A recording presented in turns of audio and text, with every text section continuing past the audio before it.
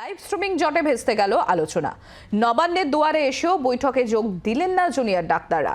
মানুষের স্বার্থে পদত্যাগেও রাজি। নবান্ন ছাড়ার আগে বলে গেলেন মুখ্যমন্ত্রী মমতা বন্দ্যোপাধ্যায়। নবান্ন সভাঘরে অপেক্ষায় ছিলেন মুখ্যমন্ত্রী। স্বাস্থ্য ভবন থেকে বাসে চেপে চলে এসেছিলেন জুনিয়র ডাক্তাররাও, কিন্তু সরাসরি সম্প্রচারের শর্তে ভেঙে গেল বৈঠক। সরকার জুনিয়র ডাক্তার স্নায়ুযুদ্ধে বৃহস্পতিবারও ছাড়ল না জট। শেষমেশ নবান্ন ছাড়ার আগে মুখ্যমন্ত্রী মমতা বন্দ্যোপাধ্যায় জানিয়ে দিলেন মানুষের স্বার্থে তিনি পদত্যাগেও রাজি। একই সঙ্গে মুখ্যমন্ত্রীর দাবি আন্দোলনকারীদের কয়েকজন বিচার চান না, চেয়ার চান। মানুষ এসেছিলেন বিচার চাইতে তিলোত্তমার, কিন্তু আশা করি মানুষ বুঝতে পারছেন ওরা বিচার চায় না, ওরা চায় চেয়ার। আমি মানুষের স্বার্থে এমনকি নিজে পদত্যাগ করতেও রাজি আছি।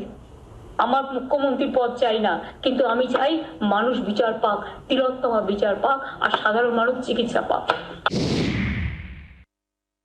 আমি জানি তাদের মধ্যে অনেক গ্রুপ এসেছিলেন, অনেকে আলোচনা করতে আগ্রহী ছিলেন, কিন্তু দু তিনটে গ্রুপ বলবো না, 2-3 জন বাইরে থেকে ইনস্ট্রাকশন আসছিল এবং তারা সেসব আমাদের কাছে আছে, আমরা দেখতে পাচ্ছি, কারণ প্রেসই তো তুলছে, প্রেস তো পেছনে ছিল।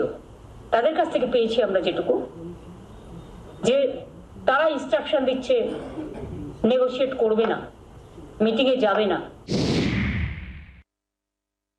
ইউপিতে 6 মাস আগকার করে দিয়েছিল, র্যালি ব্যান্ড করে দিয়েছিল এবং এমার্জেন্সি সমস্ত ডিউটি ব্যান্ড করে দিয়েছিল স্ট্রাইক করবার।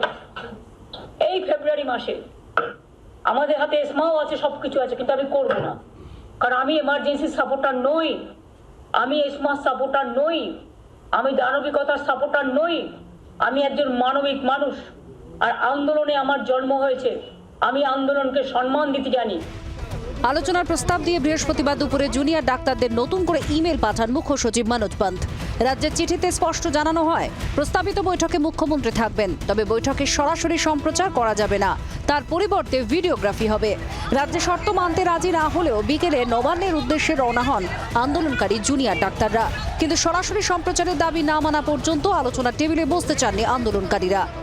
আমাদের অফিসাররা ওদের সঙ্গে অনেকবার আলোচনা করেছেন, তারপরে আমরা ডিজি সাহেব আমরাও ওদের কাছে গেলাম, ওদেরকে বলেছি কি আপনারা আলোচনায় অংশগ্রহণ করুন, আলোচনার মাধ্যমে এর সমাধান হবে।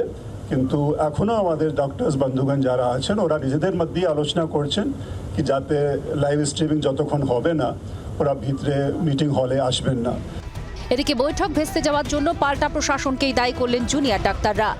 মুখ্যমন্ত্রী বললেন যে দরকার হলে আমি আমার চেয়ার ছেড়ে দিতে পারি। আমি এই বক্তব্যে এবং আমরা এই বক্তব্যে অত্যন্ত হতাশ, কারণ ওনার চেয়ারের দাবিতে তো আমরা এখানে আসিনি।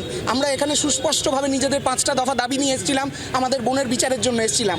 যে বাবা মা আমাদের আন্দোলন মঞ্চে আজকে 2 দিন আগে এসে জানিয়ে গেছেন যে তোমাদের উপর আশীর্বাদ রইল, তোমাদের উপর ভরসা রইল, বাকি লড়াইটা তোমরা দেখে নাও, তাদের কথা শুনে আমরা এসেছিলাম। আমরা কোনো রাজনৈতিক উদ্দেশ্য নিয়ে আসিনি।